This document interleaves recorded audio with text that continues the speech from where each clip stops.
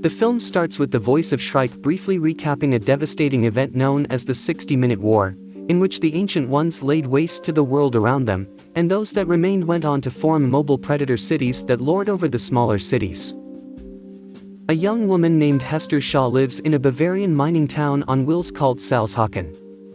The much larger predator city of London goes after the smaller town via the hunting grounds as the wealthy and well-kept citizens of London cheer like it's a sport. The other people in the small town panic while Hester runs to the front, waiting to be absorbed by London, as she has her eyes set on London's head of the Guild of Historians, Thaddeus Valentine. Within a matter of moments, Salzhaken is brought inside London. A young apprentice historian named Tom Natsworthy meets with Valentine's daughter Catherine as they check out London's little museum of old tech, where Tom is sent by his boss, Chudley Pomeroy, to pick up some tech. They watch a brief video in which a bioweapon called Medusa was the cause of the destruction brought on by the 60-Minute War. Tom is sent away by the snooping chief navigator named Herbert Maleficent to London's lower level so that he can spend a moment with Kate, but she ends up accompanying Tom to his destination. The people of Salzhaken are brought in for processing. Valentine descends to oversee things as one of the guards assaults a man from the small town. Hester gets closer to Valentine, which Tom manages to see. He calls out to Valentine to warn him, but Hester manages to stab Valentine quickly. She pulls off her scarf to reveal her facial scar and tells Valentine this is for her mother Pandora. Before she can kill Valentine, she is stopped by Tom, who chases her to a waste chute. Hester is about to jump until Tom grabs her wrist. She tells Tom to ask Valentine what he did to her mother and how he gave Hester her scar before she lets herself free of Tom's grip and falls down the chute. Valentine arrives moments after, and Tom starts to ask what Hester meant by what she said. Valentine responds by pushing Tom down the chute right before Kate and other people arrive, telling them that Tom fell in as a result of fighting Hester. Kate notices that another man, Bevis Pod, saw the whole thing. Hester and Tom are dropped on the outskirts of an unknown location. She picks his pockets and steals his money and knife before heading off on her own. Tom wakes up and follows Hester, thinking they should stick together, but she wants nothing to do with him. Not long after, they are spotted by scavengers and taken into a town called Scuttlebug. Valentine speaks to London's mayor Magnus Crome over his plans for where to take London, but Crome has his doubts over whatever Valentine is planning, due to London living by the philosophy of municipal Darwinism.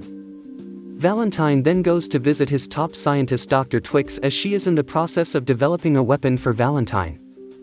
She also offers Valentine a solution for dealing with Hester. Kate goes to find Bevis and ask what he saw. He is hesitant to say since he knows it will get him in trouble, but he finally admits to Kate that he saw her father push Tom down the chute.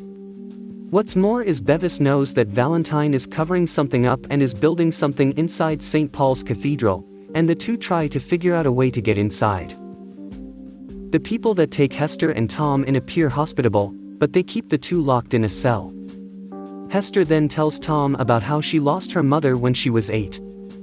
Valentine was good friends with Pandora and always treated Hester kindly until the day that Pandora and Valentine both found something that Pandora knew Valentine wanted for his own dark purposes. They fought over it, and Valentine stabbed Pandora in front of Hester and slashed Hester's face when she tried to save her mother. Before dying, Pandora gave Hester a necklace with an eye symbol, and Hester escaped. Valentine goes to an offshore prison to find Shrike, who is a half-cyborg creature who has a history with Hester. He is angry with her for going back on a promise she made to him, and he wants her dead.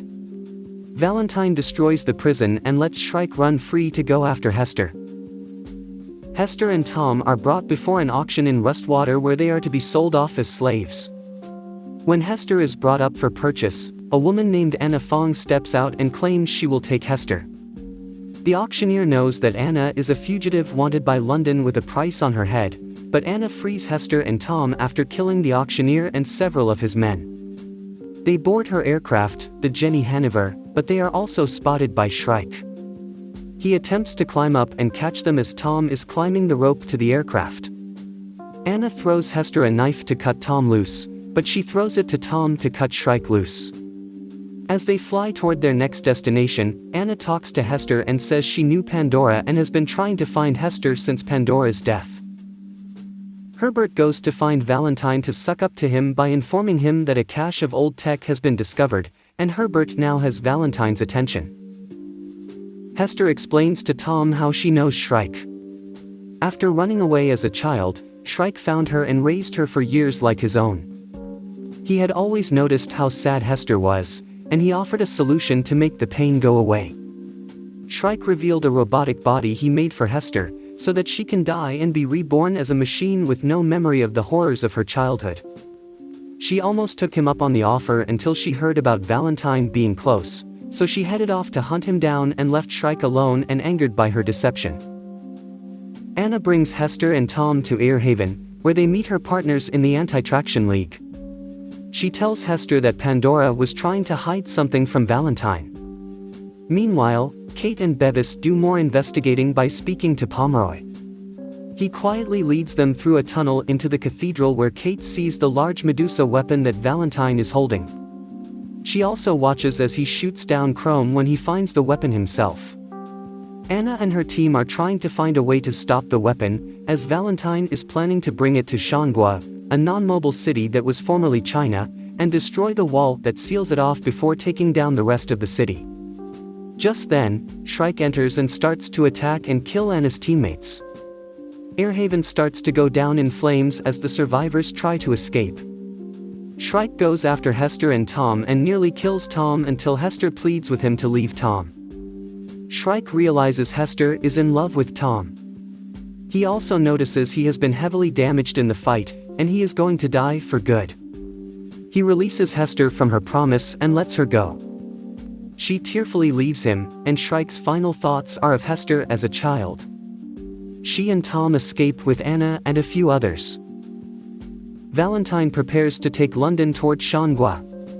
Anna talks to Governor Quan to help launch the anti-tractionist fleet against London. The heroes fly toward London as they inch closer and closer to the wall. Valentine raises Medusa to fire the first powerful blast against the wall.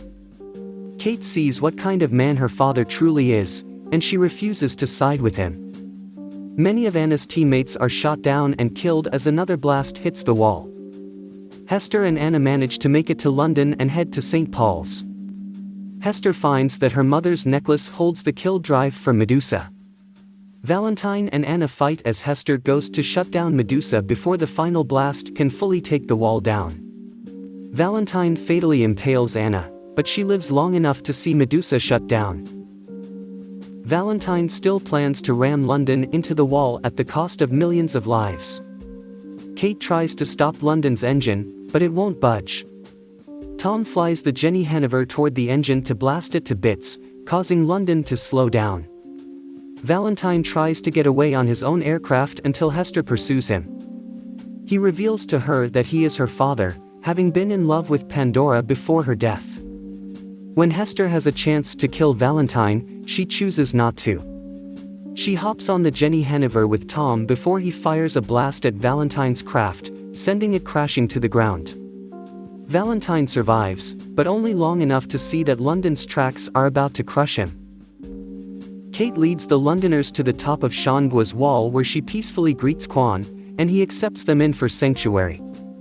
As the sun rises, Hester and Tom embrace as they take the Jenny Hennifer to travel the world.